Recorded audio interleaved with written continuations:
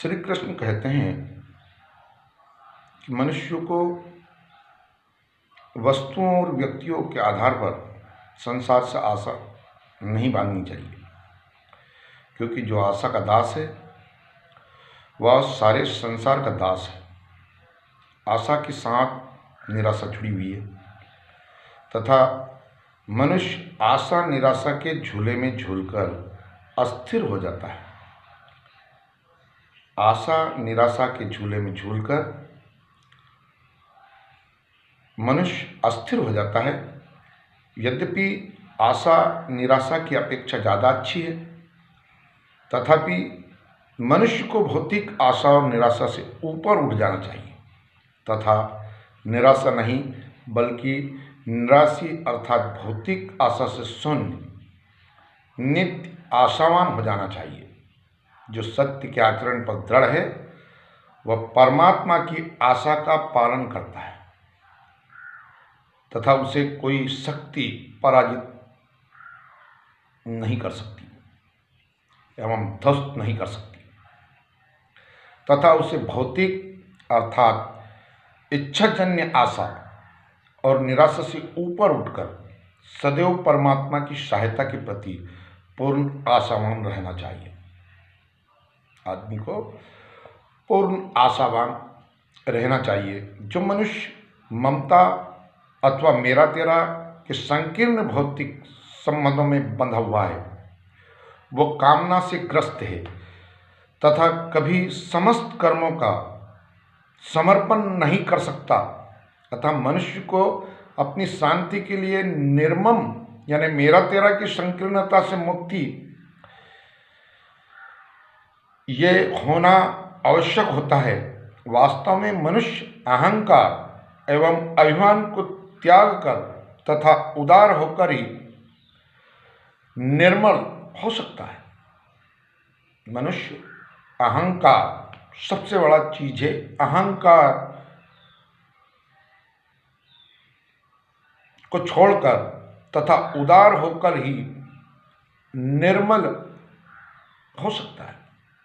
श्री कृष्ण अर्जुन को समस्त आशंका चिंता भय उद्योग आदि का संताप ज्वर दूर करके युद्ध करने का स्पष्ट आदेश देते हैं।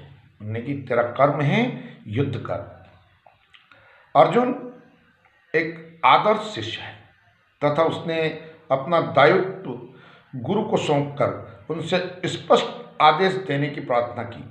अतः श्री कृष्ण भी अनेक युक्तियों से कर्म करने का महत्व बताकर उसे स्वधर्म पालन के रूप में युद्ध करने का स्पष्ट आदेश देते हैं। श्री कृष्ण अर्जुन के माध्यम द्वारा मानव मात्र को श्री कृष्ण अर्जुन के माध्यम से मानव मात्र को पवित्र भाव से ईश्वर को समस्त कर्म करने का समर्पण करते हुए और भौतिक आशा की दास्तां ममत्व का बंधन तोड़कर तथा उद्वेग रहित होकर कर्म में जुट जाने का उपदेश एवं आदेश देते हैं।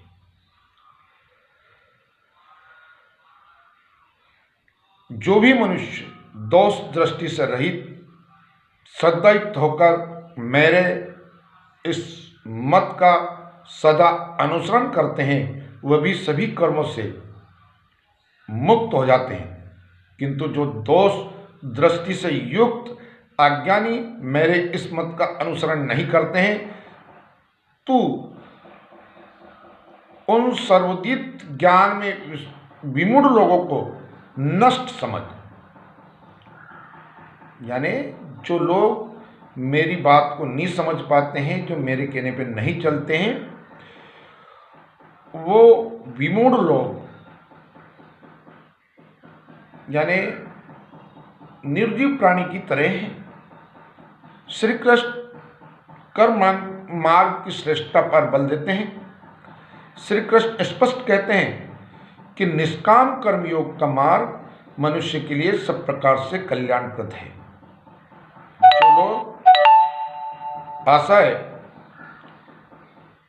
श्रद्धापूर्वक ग्रहण कर अनुसरण करते हैं वे कर्म बंधन से छूट जाते हैं। इसके विपरीत जो असूया से युक्त सर्व प्रकार के ज्ञान में विमूढ़ होने वाले हैं वे अविवेकी जन इस निष्काम कर्म योग के उत्तम मार्ग का अनुसरण नहीं करते और नष्ट भ्रष्ट हो जाते हैं। गुरु श्री कृष्ण निष्काम कर्म योग का उपदेश देकर चेतावनी दे रहे हैं कि इसके विपरीत आचरण करने वाले कभी सुख शांति प्राप्त नहीं कर सकते। श्री कृष्ण यह भी स्पष्ट कर रहे हैं कि बिना श्रद्धा किसी भी उत्तम मत का ग्रहण करना संभव नहीं होता। बगैर श्रद्धा के अगर किसी भी तरह की पूजा की जाए तो वो उत्तम नहीं होती। श्रद्धा और विश्वास का एक युग्म है जिसके द्वारा ज्ञान सुलभ हो जाता है। बोल कृष्णचंद्र भगवान।